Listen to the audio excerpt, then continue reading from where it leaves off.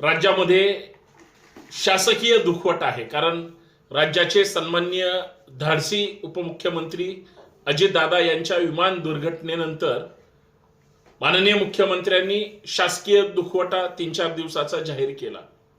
म्हणजे सरकार दुःखात आहे, कारण सत्ताधारी नेताच अपघातामध्ये मृत्यू झाला.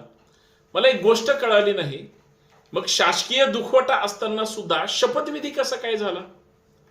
म्हणजे अशी काय सरकारवर अचानक आणीबाणीची परिस्थिती निर्माण झाली, किंवा असा काय सरकार कोसळण्याचा किंवा असा काय घटनात्मक प्रमुख त्या ठिकाणी महाराष्ट्र चालवायलाच कुणी नव्हतं म्हणून अचानक शपथ घेतली? म्हणजे मला एक कायद्याचा विद्यार्थी म्हणून पडलेलं कोड आहे, माणूस महत्वाचा की खुर्ची? परंतु आज एक गोष्ट पाहायला मिळाली, सगळ्या तरुणांना सुद्धा आश्चर्य आहे, माणसापेक्षा खुर्चीला प्रचंड महत्व आहे. मग तो दुखवटा, दुःख, अजून महाराष्ट्रात श्रद्धांजली सभा सुरू आहेत, अजून बऱ्याच ठिकाणी श्रद्धांजली सभा सुद्धा झालेल्या नाहीत.